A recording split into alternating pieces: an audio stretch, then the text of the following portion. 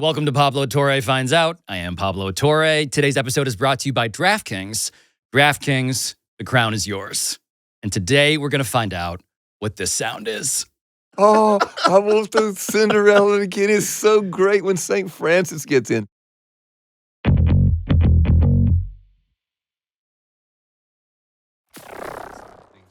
Are you done shoving food into your mouth? Are you good? Yes.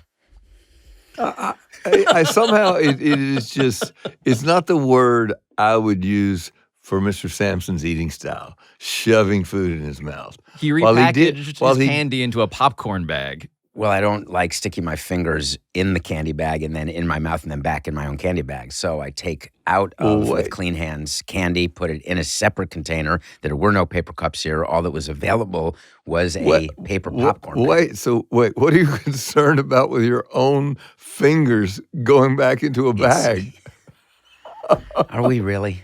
Okay. My fingers are just as dirty as your fingers. Well, I certainly do not transfer. It never would occur to me I have a problem. That's the difference between you and I. It just occurs to me. One of the differences. Just one of them. It's one, and the differences make for an excellent relationship. Excellent. Not to Ongoing.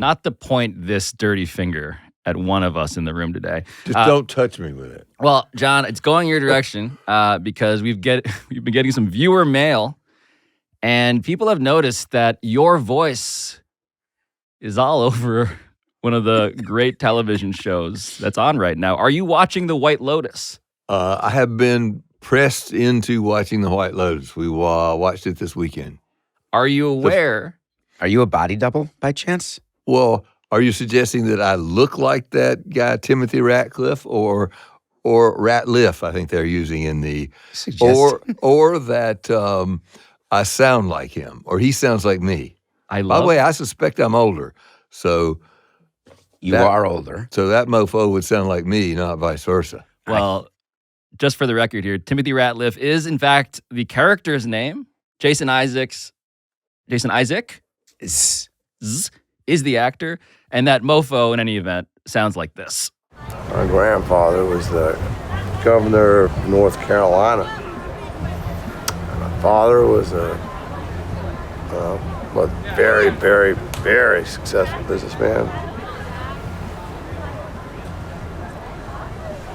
Thank God he's dead. No, both my parents, thank God they are dead. Thank you. Well, since I don't hear myself speak, which is true, I know it's hard to believe, but I don't actually understand how I sound. So it's hard for me to understand if that guy sounds like me. Well, you have a drawl. Oh, no, I know that. I have a drawl. But that's specifically a North Carolina. I mean, that's what he's going for is the point. Oh, it's very specific to very close to where I grew up. I mean, they are from Durham, North Carolina, about 70 miles northeast of where I grew up. And, of course, I find the most interesting thing about the show is, of course, who's the greatest douchebag in the show? The Duke guy. Yeah. In fact, the father is a Duke guy, and the older son is a Duke guy. The mother is a Carolina graduate. And by the way, I would judge her accent, Parker Posey's accent, is spectacular. And it really does sound exactly like somebody I know. So every time I hear her speak, she's got it. She's also got that mouth curled downward. She's got that thing about, well, they're not decent. They're not decent. So they do a pretty good job with it. And they got I don't quite understand why they expect the rest of the world to care about the rivalry between North Carolina and Duke. But it's like a little Easter egg for me. And they had a big problem this week. Jason had Spoiler alert. No, it's in the news. He got into some trouble. The actor who plays him. A real-life story. A real-life story where he almost got canceled when he was talking about the size of his penis and he didn't want to answer any questions about it.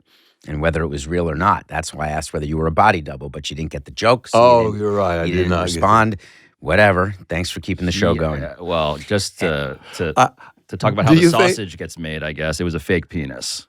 They're all that, and so that was the conversation that was had, which was, is that, Margaret Qualley, when she does prosthetics for substance, does that get criticized more? When Mikey Madison does not, does that get criticized less? Are they forced to do it? He was defending his right to a prosthetic penis. He was trying not to talk about it, and he made a quip where he mentioned the names of the actresses, Margaret Qualley and Mikey Madison. He got in trouble and then had to release a statement while Mike White was quivering with fear of this could impact his baby. So there was an immediate statement, a completely crafted statement by Crisis PR. I love a statement.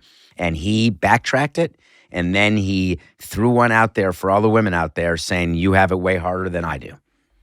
Except, you're not trying to make a pun there, are you? No, trying to make a point. I would hope that for his sake, if he was embarrassed potentially by the suggestion that he wanted his acting to talk, not the size of his prosthetic. Okay. Right. Margaret, by the way, you make her French. Did I say Maggie? You said Marguerite? You said like Margot or something. I may have said Margot. Your accent is also confusing to me. It's sort of a Wisconsin accent with a hint of New York. With notes of vanilla and oak and gravel. And cat piss.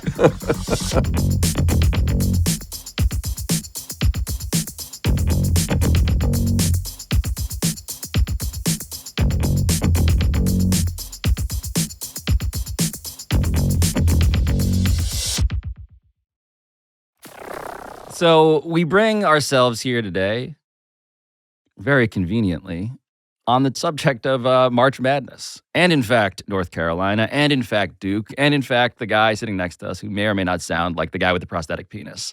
Because, John, when you watch the tournament, and the tournament is by acclamation, I believe, the greatest postseason product in televised sports, we can debate that. David is wondering if you should debate that.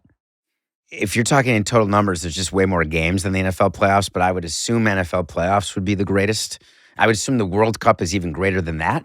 The soccer World Cup, I would put number one. By a factor of 2.5. Okay, so now we're playing for second. But continue, or please. Third. The prospect, though, of single elimination cultural rivalries executed by teenagers being their own special TV product, John, that has been in the hands of CBS and also at the earlier rounds, right? Turner as well. Mm-hmm. How jealous did that make you as a president of ESPN? It did make me jealous. We wanted it. It also made me angry at the time because we, at one point, made a very strong push to buy the tournament. I literally cannot remember. If I do remember, I don't mind mentioning the name because it was a reasonable guy, but there was somebody who was in charge of selling the tournament at the time. We had met with the folks at the NCAA, Greg something, and I had a meeting in the park during the Final Four in Indianapolis. It's right outside the hotel everybody stays in, and made an offer to buy the tournament. We proposed immediately taking the tournament to 96 teams. We also proposed televising every game. And before we made that offer, remember in the days before that, they actually regionalized the early round games because CBS could not show but one game. So we thought we had an extraordinarily compelling proposition. We will expand the tournament. We will pay you more money. We will put every game on. And did you offer ABC? I do not remember that, David. It's a good question, and it would have come up at that time. They would have asked probably. The answer is probably yes. We probably agreed we'd put the semis and finals on, but I don't know that. And we were laser focused on we had to drive value to ESPN. But we not only made that offer, I stood in the park in Indianapolis and said, and by the way, if anybody else offers more, come back and see me. Because we were prepared to do, as we've discussed before, $1 David, more. which is we'll pay the most money, we'll show more games. I've always believed there was, as there always is in college athletics, a committee that was going to make this decision. I know because I talked to some of the committee members that that they were quite loyal to CBS, and CBS had done a great job, got no problem with that. I usually found that money trumped loyalty. And by the way, doing a better tournament, more teams, more exposure. And that is the time that TNT saved CBS because they went and said, why don't we do it together? We can put all the games on. They did not offer more money. So ESPN, your offer was the precipitating event that led to them having to figure out, okay, how do we compete with a network that has all of these other networks also? Well, what they realized is they could get more money by showing more games. And they had no way to do it, which is CBS, so they had to go with the cable partner, which is why there's games on True TV. And the question is, for John, is ESPN, you would have gone deuce and then 3 and then 4. So what WBD did is they had different channels that they stood up by putting games on that actually helps them get more fees from distributors because True TV, you got to have it every March at least. You're going to see games. And the ESPN didn't have that issue because you would just have it all on ESPN networks. Yeah, we may even have had ESPN 3 at that point, which allowed us to put, multiple games on. So we could have done, I believe, a better tournament. We also owned the regular season.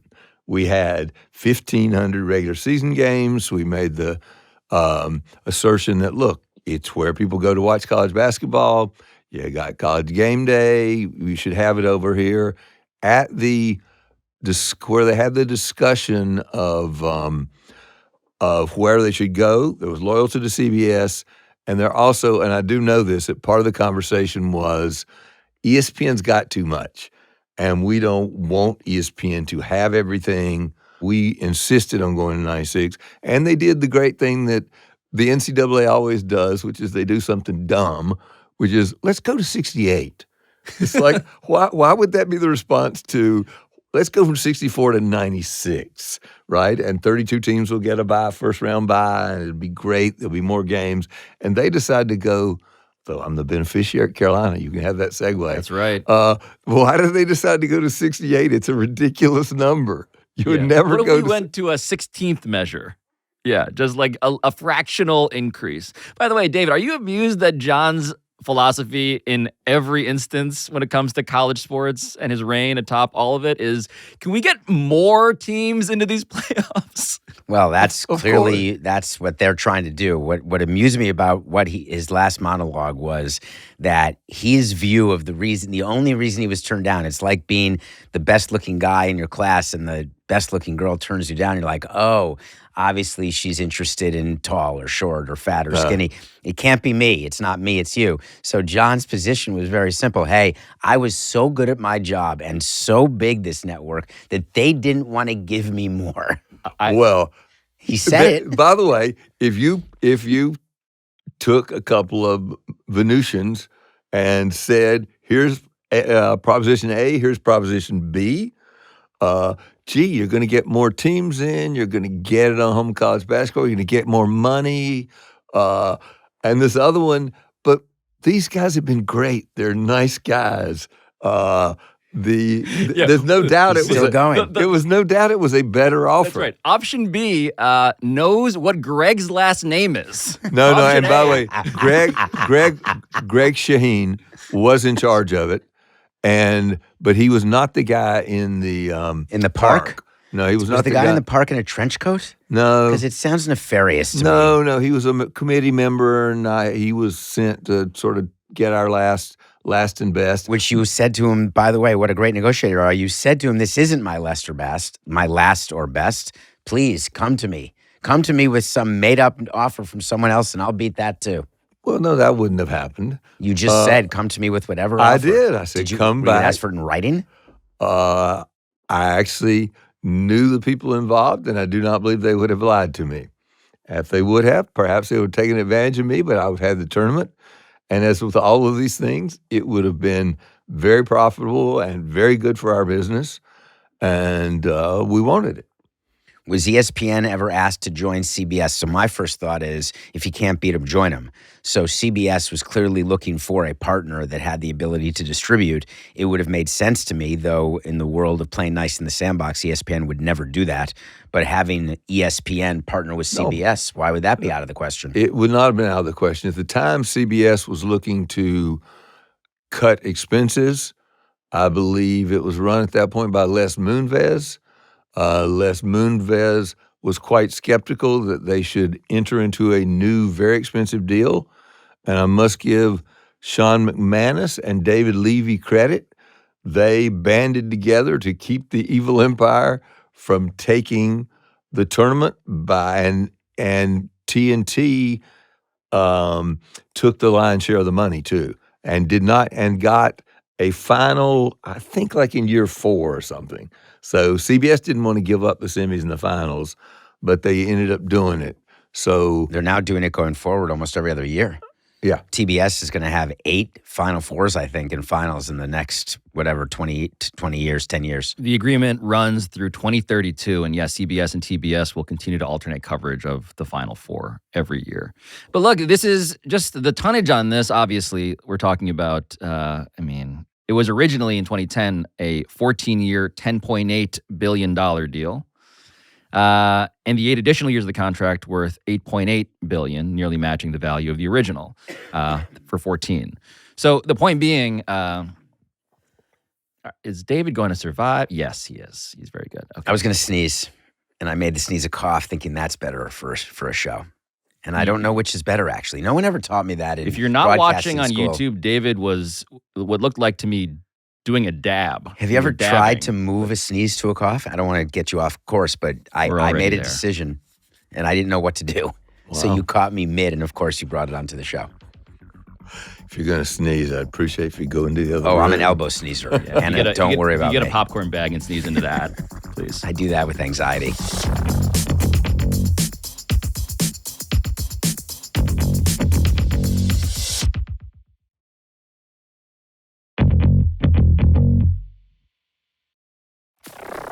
The women's tournament, John. Mm-hmm. The women's tournament, when you were considering all of this, just to give perspective here, that was not the business that it is becoming, obviously.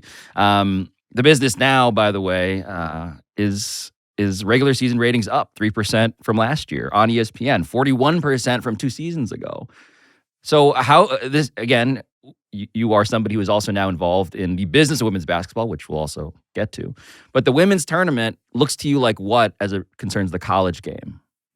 The women's tournament is spectacular. In fact, I think ESPN still has the women's tournament, and that is sold through the NCAA in a big package of other tournaments. The men's tournament was taken out separately. So we've always had that. It was always good business. It was always fun. It's become better because the level of competition is so much better.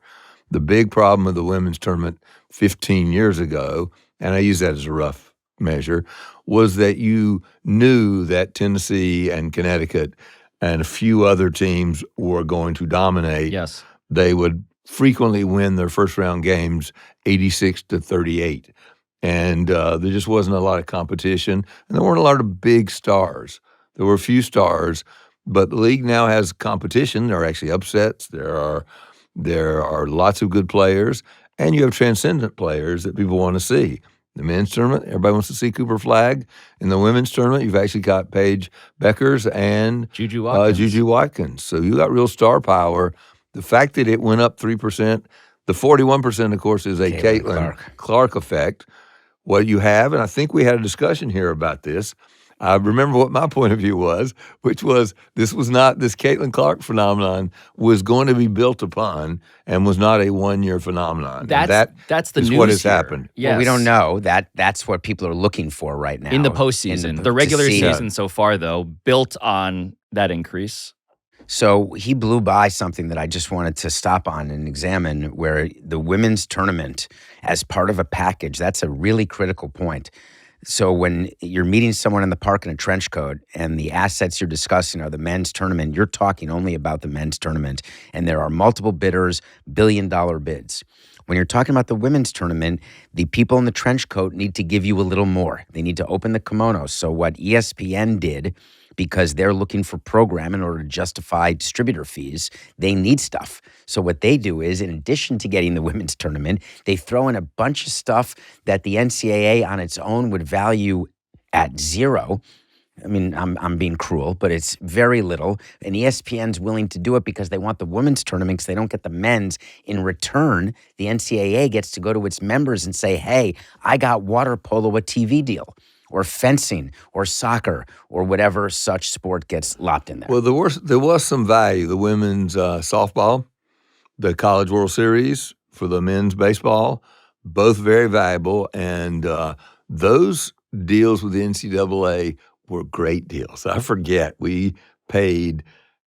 Well, I'll give you some numbers now. So this is the first year actually under the 8-year, $920 million contract extension between ESPN and the NCAA. The women's tournament specifically valued at $65 million per year through 2032. The men's tournament, by comparison, $1.1 billion per year. Does that, I mean, I think that we should just understand that we can talk about equality, and there's a whole big thing about equality of pay as it relates to WNBA and NBA, or WNBA and Unrivaled, or college programs on the women's side and the men's side. The market spoke, and it's just not close. So to keep David's math in order, right? So 65 a year, million, nearly twice as much as a $34 million average payout in the previous deal.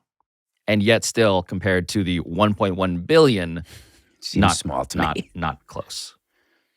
And so when you're out there getting a package, yes, the College World Series in your mind is valuable because you get the programming of it. You get the sort of the feel good in Omaha. I understand that. It's amazing. Mm-hmm. But obviously, the NCAA, when they're valuing it, they put it in the pot, and you overpay for the pot because you've got all of the abilities to distribute and the need to distribute it all. That's how a deal gets made. It's a perfect partnership, ESPN, for all of that pot and NCAA. Well, the overall pot was of great value, right? Because a lot of programming.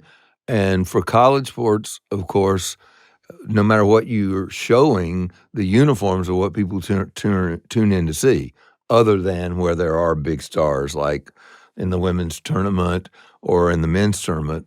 But there really aren't even any big stars in the College World Series.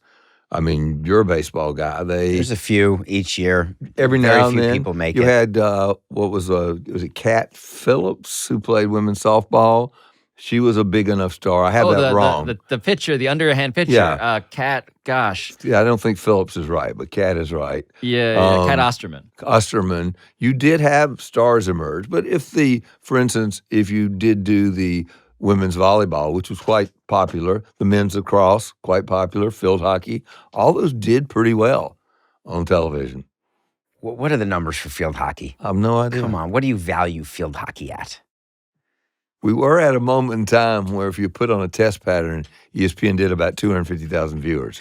So if you're going to Which is why the people in the parking lot decided not to go into business with you. Think about what he just said. He would just as soon pay for zero, put up these squiggly lines. As someone who once hosted a test pattern on ESPN, not feeling great. But that is demonstrably wrong, actually. I insisted that we program 24/7, 365. While many people on cable television were still putting on vacuum cleaner commercials at night, in my tenure of getting content, we made a decision that we were going to have real sports on 24/7, almost no repeats. We took off all the hunting and fishing that used to appear on Saturday morning. And you'll remember the days when women dancing on the beach in aerobics classes used to be on Saturday morning at ESPN. And we took all that off because we could afford to. And it did matter over time. And you didn't get to the 250,000. We never really had a test pattern. You didn't get to that until people knew when you cut the channel on, you're going to get sports. You're not going to get a vacuum cleaner commercial. Sometimes you'll even get Pablo. But by the way, I think it is one of those sucks less than the other. Not by much. But you know, I think it is still the case you can get paid sponsored programming on some of the cable sports networks to this day. That is a formative part of my childhood, by the way. Just like infomercials, the QVC products that I was suddenly very familiar with. But I do want to get to the joining of these two products actually from the NCAA's perspective, because part of this deal, the extension, the timing of it that was interesting was that they run through 2032. So this is lining up the men's and women's, which would allow, ostensibly, the NCAA to negotiate simultaneously. And what does that unlock? What, does that sound familiar to you? Does it sound like the NBA and WNBA by any chance? Where you lock them up, you get them at the same time, and then you go to ESPN or Turner or CBS, and all of a sudden it's one buyer? Just throwing it out there. You can then assign any value you want to the women's tournament. But while the women's tournament will be more valuable as it goes up, the more essential foundational question is, will the NCAA be selling it in the next round? And why would they be? Have they demonstrated any significant ability other than the men's basketball tournament to extract real value? Who would be able to extract value out of field hockey? But this is, I want to actually make this point even more clearly, though, because John is saying something that is, I think, not obvious to most sports fans. The NCAA does not run the college football playoff. The NCAA, when it talks about all of the things that it's engaging in litigation over with former athletes, it's really revenues from March Madness. Like, because the pie of television products, it's mostly March Madness. So I don't know the exact numbers, but you said it's an average of 1.1, but they're deep into the deal, so they're paying north of 1.1 billion. They distribute, it's findable, but I think they distributed somewhere between $250 and $350 million last year to the schools.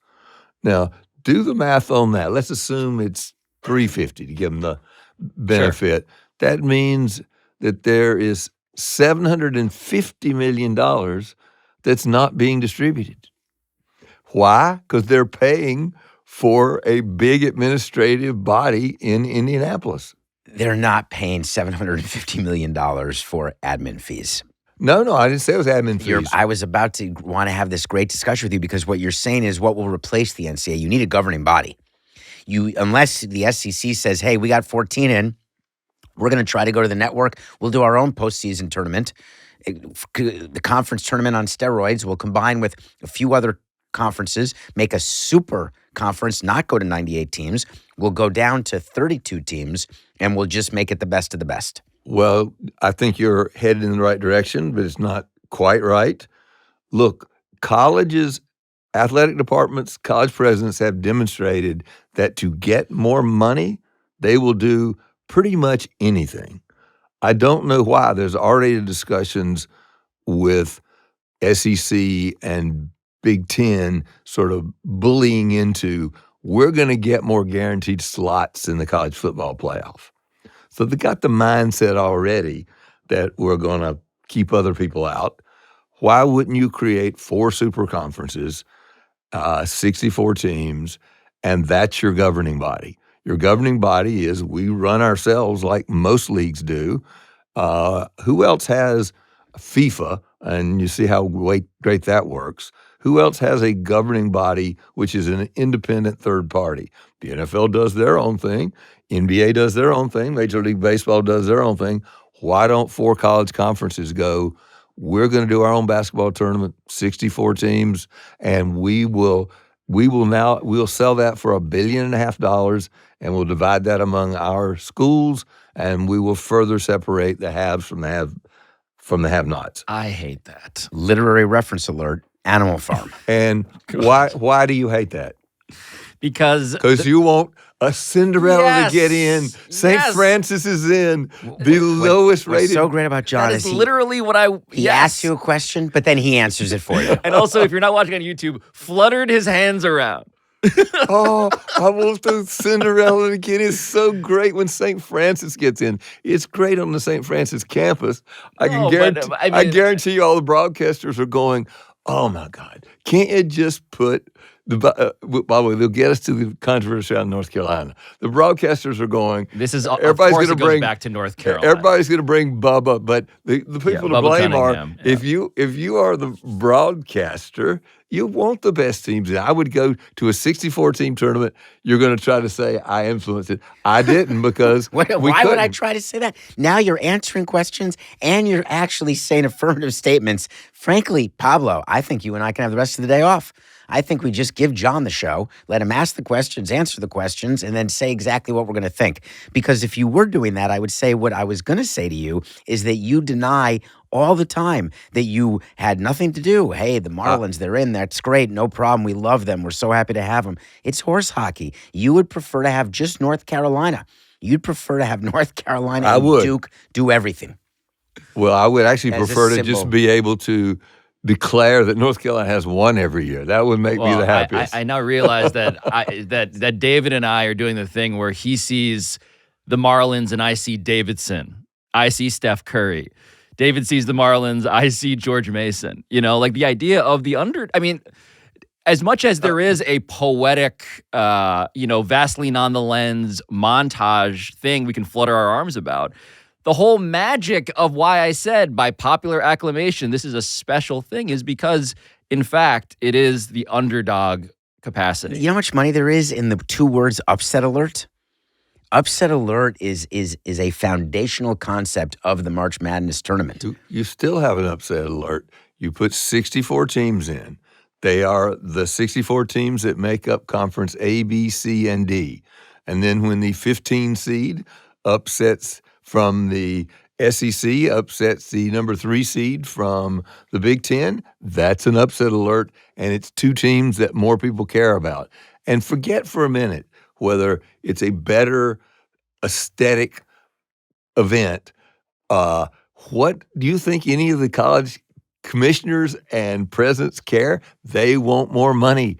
Haven't we talked on this show over and over? The fans are never considered. They're not doing Cinderella for you, Pablo. I know. If they could look at, instead of splitting up, the individual conferences end up getting 35 million, 40, 50, 60 million. If you could look at splitting up $1.5 billion, that's $375 million distributed to 16 schools. So I'm not suggesting I think it's more poetic or more interesting or that you have these beautiful stories. I'm just suggesting the economic value of that. 375, I can't quite do the math with 16, but it's close to $25 million a school. So you think if somebody could get those guys in a room and go, why don't you do this? Well, it's the same reason why the Yankees and Red Sox don't split off and form their own league, because they've threatened that before, and the reason they never do it is they recognize that actually no one wants to see a season or a world or a league where it's just the elite teams from 2 or 3 cities. And that's called the World Cup. That's called the playoffs, the NFL playoffs. But you need a league. You have a league. You have 64 teams. And by the way, there's another beautiful thing, which is they can't play out there playing football, and they can only play each other.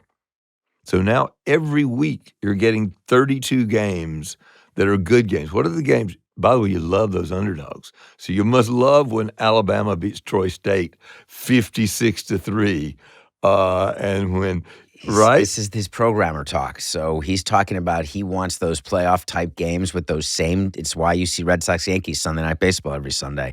That is what the dream is of someone in his position. But that is the dream of someone who doesn't have ownership of a league or of a team, because it doesn't actually increase the value of your program if you're shrinking down all of the possible opponents and putting yourself in an ivory tower like that. It's why they've never done it. So if you knew that every time Alabama played, they were going to play a Division I team from a major conference, would that make you happy or sad that you're going to miss Alabama beating up on some poor school for $1 million?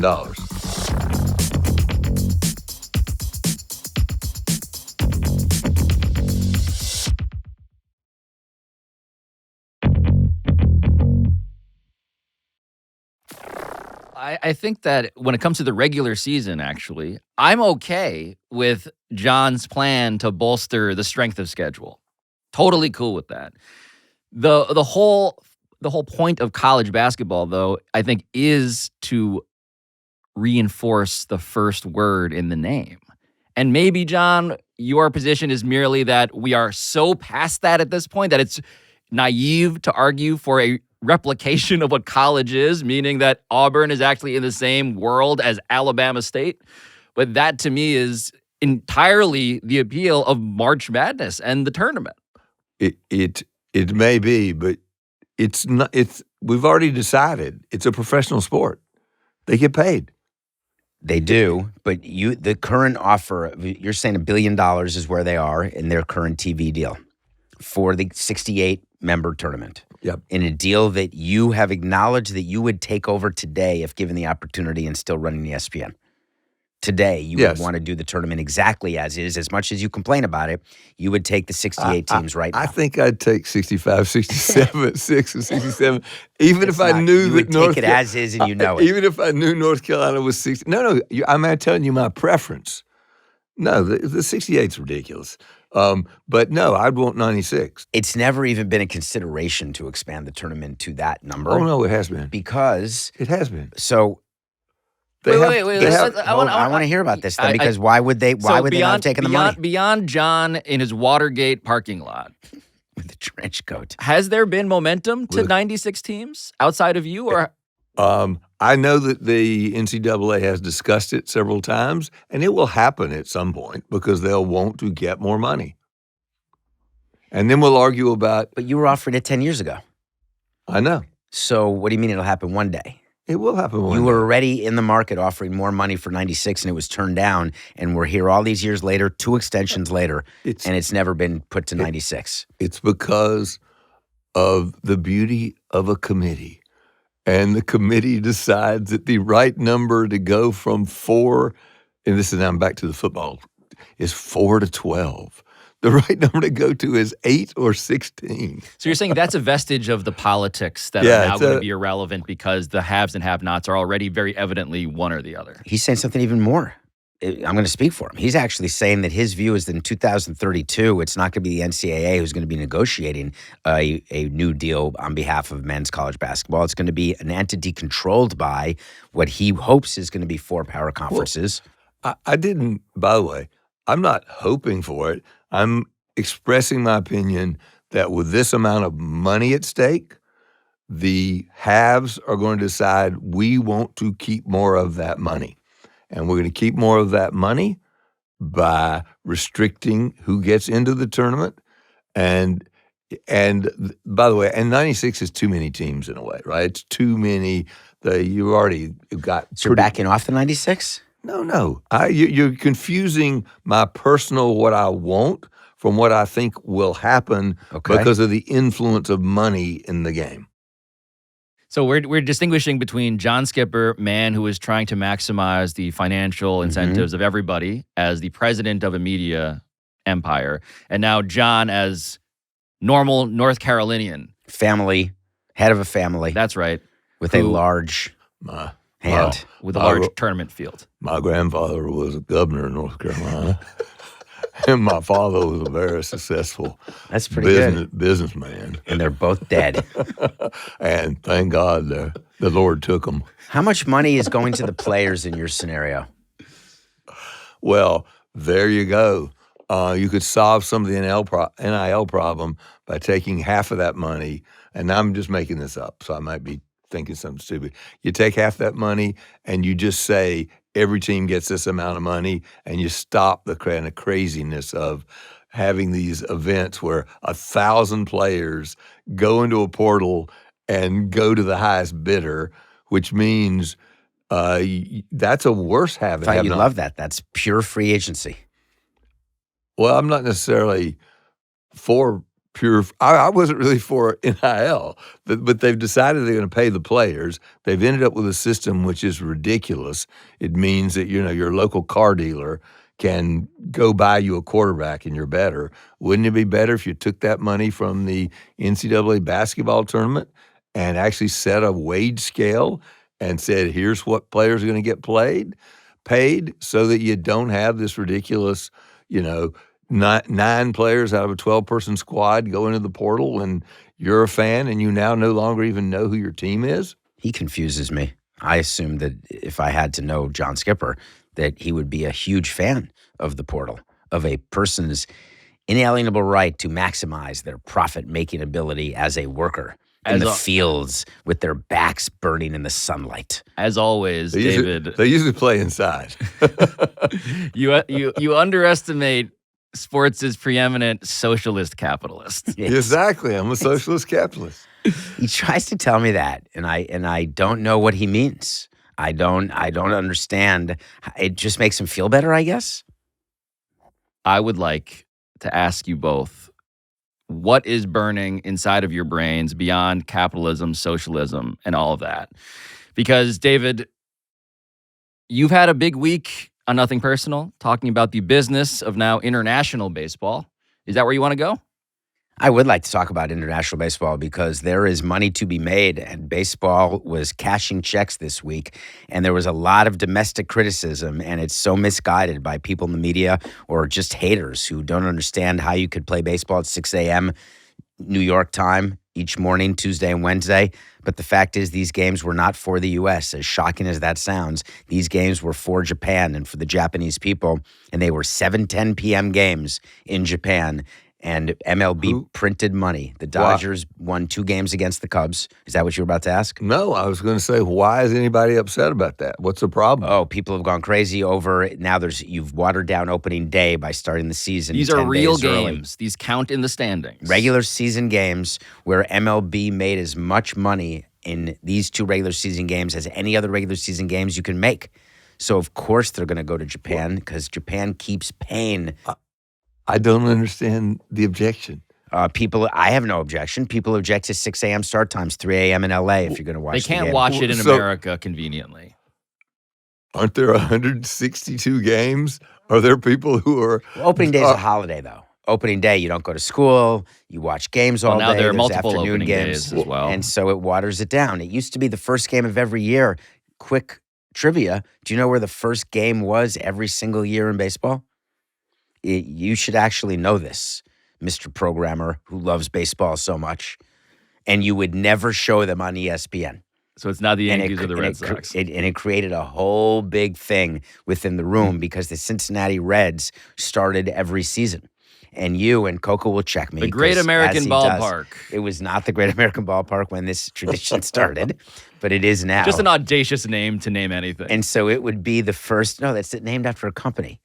It's not. I thought it was named after that because it's the greatest American. Hold on. I'm sorry. Wait a minute. Am I wrong on that? I believe Coca? that. So, okay, hold on. In your defense, be. I'm being told that Great American Insurance Group. Okay. Yes. Still an audacious name to name your insurance group, but now I digress. Just to be right. Cincinnati, you would never put them on the air. And that was the first game that was supposed to be. That was a thing. But ESPN, back in your day, back in my day, had zero interest in having the Cincinnati Reds start off a baseball season. And so that's when we went to the defending champions the night before the start of opening day as a way to get a little extra money from you. And that's when we went to actually opening nights and opening days on the same day. Good idea. Good idea. You're By the way, a hater. On this, I am. I think that baseball going abroad to play games solves several problems. They can go play somewhere where it's warm. My most miserable opening day experience was being at the Chicago Cubs opener and getting snowed upon, and that is a problem. You weren't in a suite at Wrigley? No, I was. You were in the stands? I was in the stands. I have John in the stands like he was at Trump's inauguration. Right. It's in the back in a parka. No, I think it's quite good, and I'll also say something else positive about baseball here. Baseball is a sport with true international appeal, and I think they can build upon that. They're doing it smartly here, and they should do it. I'm perplexed because I think there's still 162 games. I know opening day is special, but if anybody who's a baseball fan ends up the end of the year and goes, oh my gosh, I just wish we had 10 more games. I'd be shocked.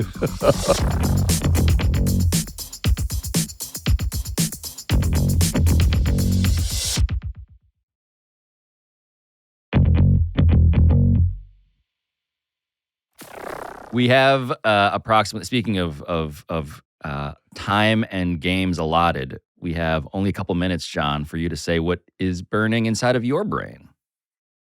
Well, since we've pre-planned this, what's burning inside of my brain is I was assigned We're that just trying to I was wrong with replicate I was human relations. assigned that burning inside my brain is unrivaled. I have to disclose that I have some level of investment in that league.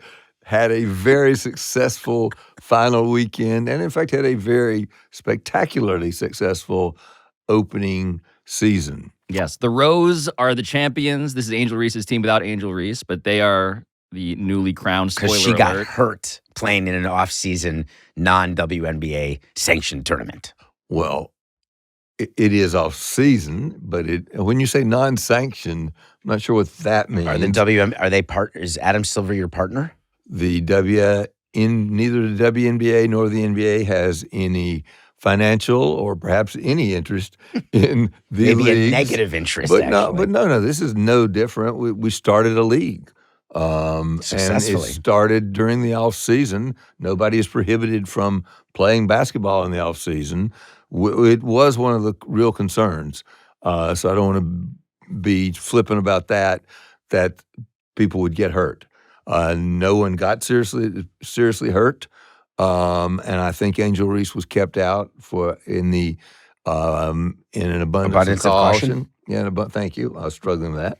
But 364,000 people watched this team without Angel Reese win the title on TNT and True TV, which is, again, we'll talk more about this later, but that's just an impressive number for year one of a new thing, a 3-on-3 league. Most leagues don't even make it past a year. Some leagues don't get through a full year, and you've done that, and I can't wait for you to announce year two.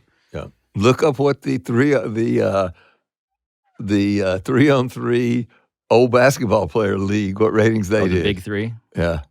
Not quite the same. Not quite the same. Not quite as great. But for us here at the Great American Sports Business Podcast, otherwise known as the Sporting Class, thank you both. We're out of time. Can't believe that. See you later. Yeah.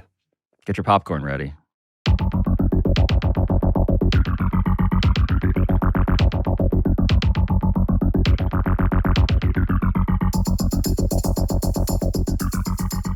Pablo Torre Finds Out is produced by Walter Averoma, Ryan Cortez, Sam Daywig, Juan Galindo, Patrick Kim, Neely Lohman, Rob McRae, Rachel Miller-Howard, Carl Scott, Matt Sullivan, Claire Taylor, Chris Tuminello, and Juliet Warren.